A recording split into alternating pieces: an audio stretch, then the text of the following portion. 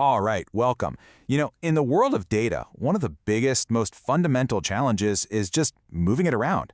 I know it sounds simple, but getting data from where it's created to where it's actually needed, well, that's a complex art form.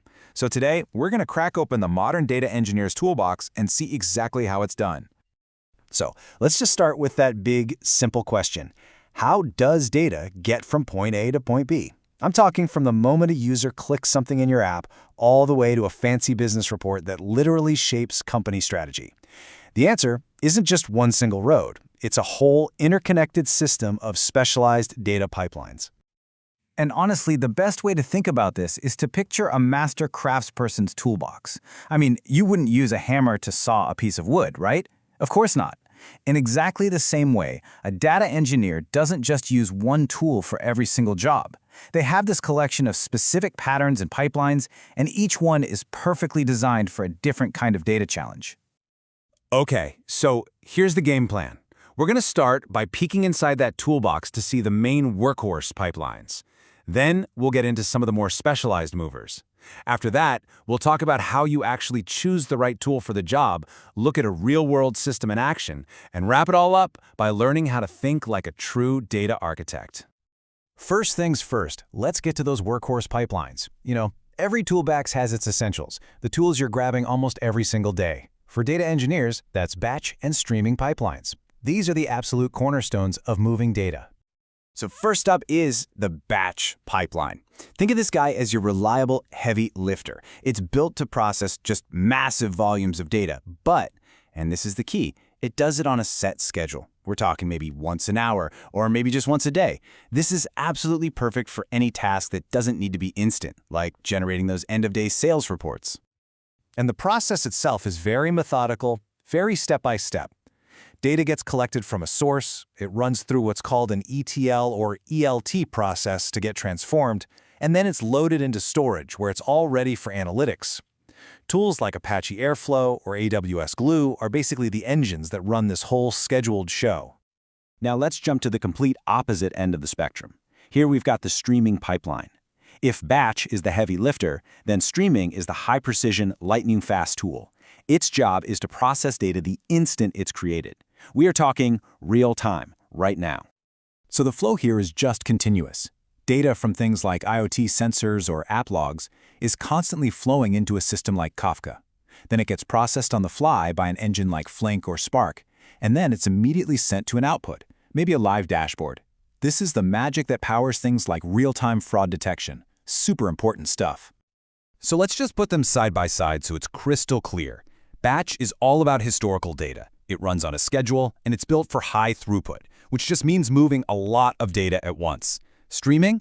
Totally different. It's for real-time data. It's always on, and it's all about low latency, getting that data processed as fast as humanly possible. Okay, so we've got our two workhorses down, but the toolbox is deeper than that. It's got some really specialized movers for more specific jobs.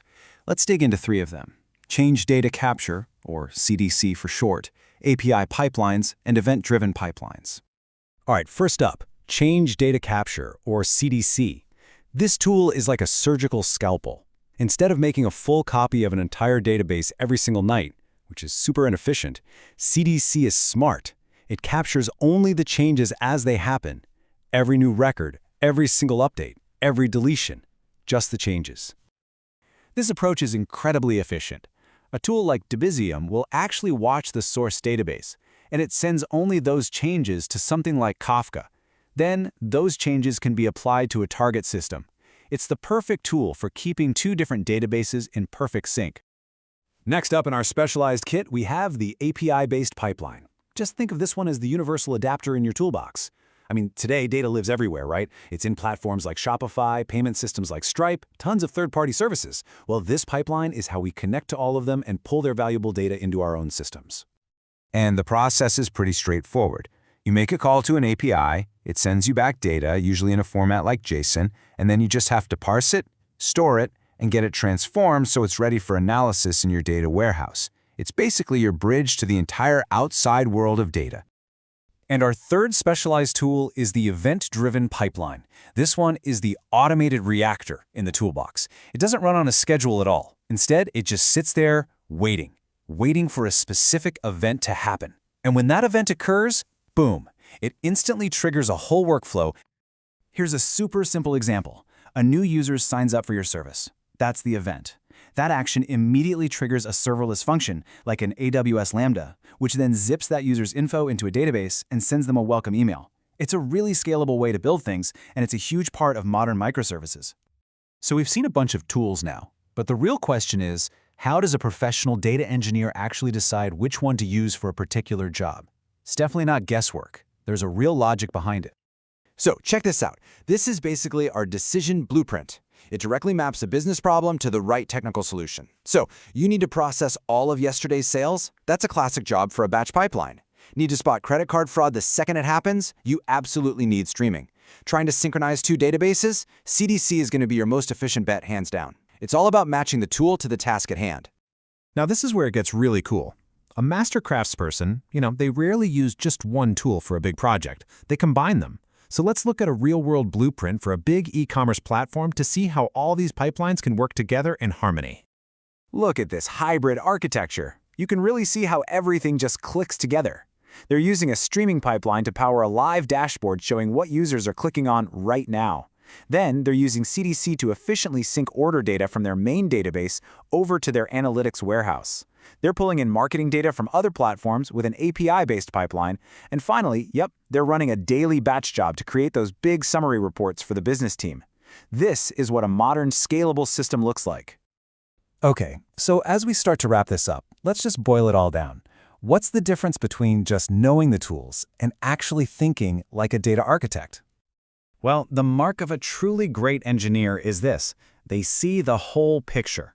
They're not just banging out code, they are designing entire integration systems. They understand that every single pipeline has to have a clear business purpose. They know how to skillfully combine multiple patterns to solve really complex problems. And they build modern systems using the best tools for the job, like the cloud, streaming, and CDC. And this quote really says it all, doesn't it? The best people in this field aren't rigid.